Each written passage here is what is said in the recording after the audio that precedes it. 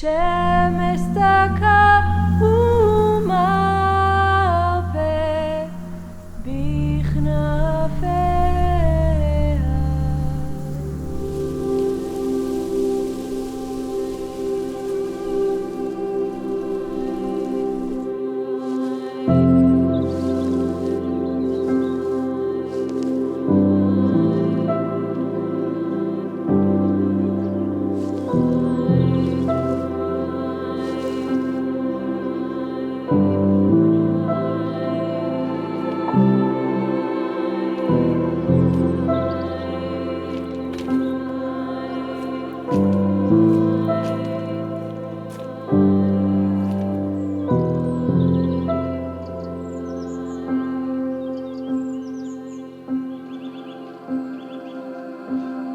Now Boaz had gone up to the gate and sat down there.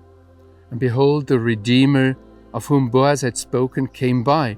So Boaz said, "Turn aside, sit down here, relax, ploni almoni." And he turned aside and sat down. And Boaz took 10 men of the elders of the city and said, "Sit down here." And they sat down. And then he said to the Redeemer. Now, we have to look at this word Redeemer a little closer here. The Hebrew word root, that is the basis for it, is Ga'al, which is normally translated as to release, to redeem. The Goel, therefore, would be the releaser or the redeemer. In our chapter alone, this root Gaal appears 15 times. In the whole of the book scroll of Ruth, it appears 23 times. This word, therefore, is not only a keyword for Ruth chapter 4, but for the entire book. And in addition to the keyword chesed, which we have already considered earlier. This is very interesting because in the preceding book of Judges, which offers us a lot of context to the book scroll of Ruth, the root Gaal, Geula, Goel, does not appear even once in 21 chapters. So, in generally speaking, the Redeemer or a Redeemer is somebody who brings something, restores a balance that has been disturbed. A Redeemer, sometimes it is translated as avenger of blood, has to be the next of kin, the closest relative who has the obligation to assume a responsibility that his relative cannot any longer do by himself. And only a family member can be a redeemer. It actually has to be the closest of kin, the closest relative. And this is so important that in some cases, this word Goel is translated as relative. In Ezekiel 11:15, for example, it speaks of Anshei Geulatecha, the people of your Geulah, and it's simply rendered as relatives. This relationship is a mandatory prerequisite for everything the Goel, the Redeemer, wants to do. And that is why Boaz correctly refers Ruth and says, now it is true that I am a Redeemer, but however, there is another Redeemer that is closer related to you than I. And Boaz had to give way to this first Goel, however much he would have pitied or would have loved Ruth. Not everyone who encounters a being in need of redemption or help and worthy of mercy, who feels compassion and has the means of redemption, may take action as a redeemer.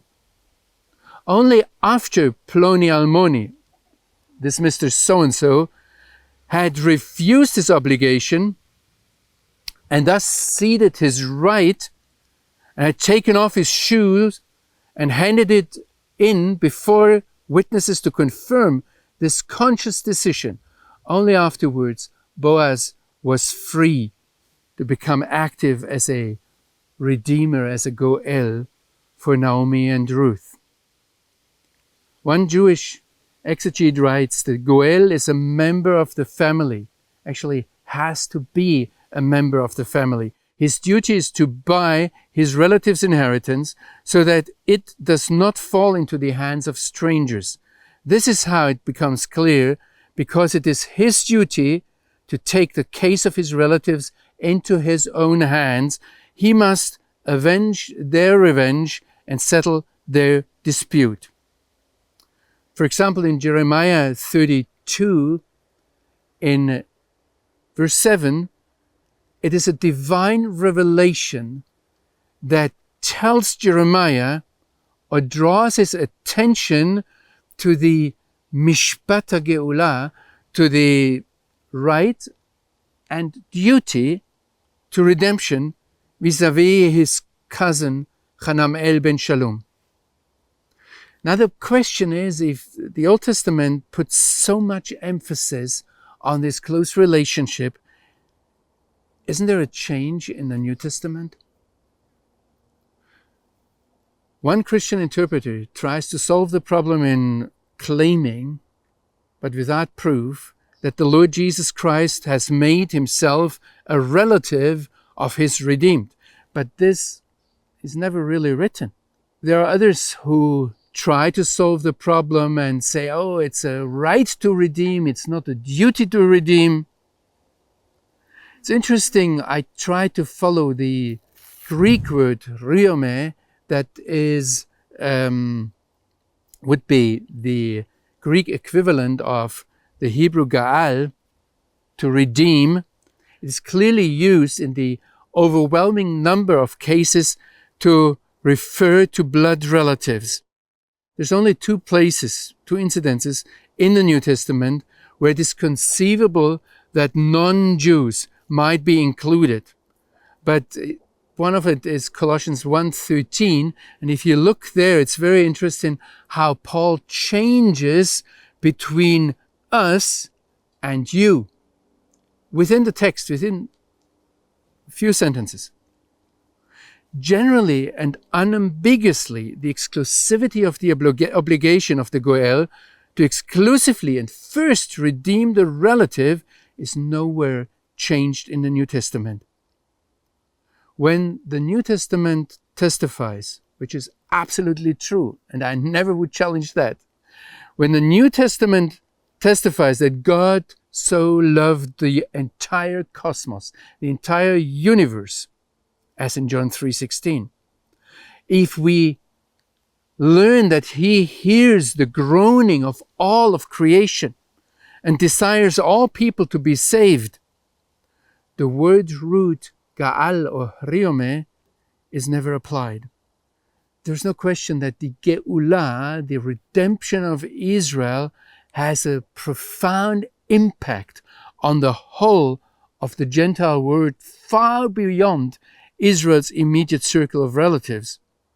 However, Jesus can only be the Goel, or Greekly speaking, the Heriomenos, the Redeemer for his immediate relatives, for his kinsmen according to the flesh, for Israel.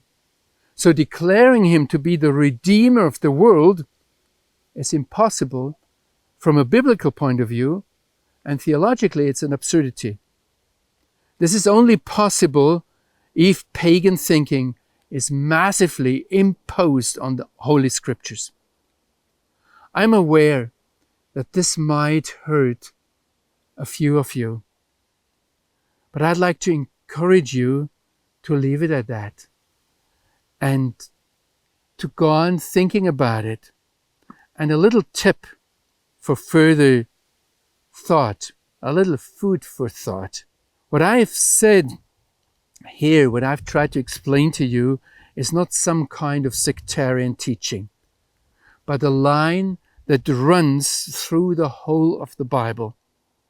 Just think what made Yeshua tell his disciples that he is sent exclusively to the lost house, to the lost sheep of the house of Israel. And in that context, in Matthew 10, he even forbids his disciple to evangelize the Gentiles.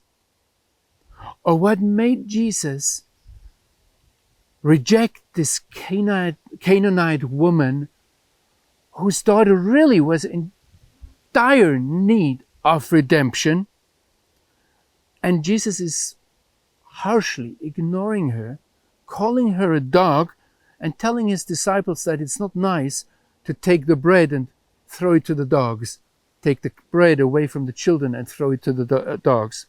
There are some passages we overlook, but they point to this fact that the Redeemer first and foremost and exclusively came to his closest relatives. And I want to say that much. If we accept that, we'll discover that it is for our good.